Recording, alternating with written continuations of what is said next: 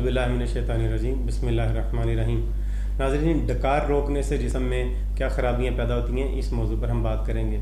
एक नसीहत आपको ये करते हैं कि डकार भी जिस्म की एक ज़रूरत है और जब ये आए तो इसे ज़रूर आने देना चाहिए, इसे रोकना नहीं चाहिए। जब जिस्म के अंदर, मैदे के अंदर गैस बन जाती है या कोई तेज़ाबियत की वजह से कोई गैर ज़रूरी हवा बन जाती है तो उसने फिर बाहर निकलना होता है, और जब हम उसे रोक देंगे तो फिर वो आहिस्ता आहिस्ता अंदर ही इकट्ठी होती रहेगी, फिर वो अंदर ख़राबी पैदा करेगी। लिहाजा डकार जिस्म की ज़रूरत है और इसे रोकना नहीं चाहिए। और अगर हम डकार को रोकें तो उससे जो मसाइल पैदा होते हैं उनके बारे में हम आपको बताते हैं कि वो कौन कौन से मसाइल हैं जो डकार रोकने से पैदा होते हैं। सबसे पहली बात है कि डकार रोकने से गला रुक जाता है।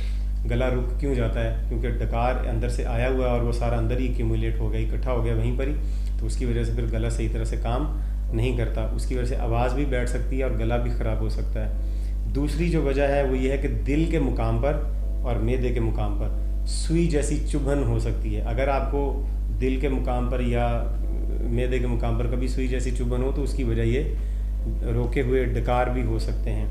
तीसरी वजह है कि पेट में हवा गूंजती है। जब वो डकार एक हवा ही है, असल में गैस है, जब उसे रोके रखेंगे तो फिर वो पेट में जगह जगह पर भागती रहेगी इधर उधर, उसकी वजह से फिर तकलीफ़ भी हो सकती है पेट में। चौथा है, ज़ुबान से बेमुहावरा अल्फाज निकलते हैं और वो इस तरह के अल्फाज होते हैं कि आप अपनी तरफ से सही बोलने की कोशिश करते हैं लेकिन दूसरे आदमी को सही तरह से उसकी समझ नहीं आती, यानी सही तरह से बोला ही नहीं जाता।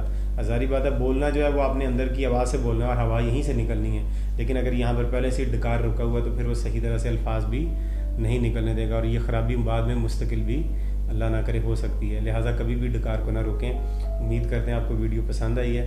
वीडियो को लाइक कीजिए, शेयर कीजिए, चैनल को सब्सक्राइब कीजिए। खुदा हाफ़िज़।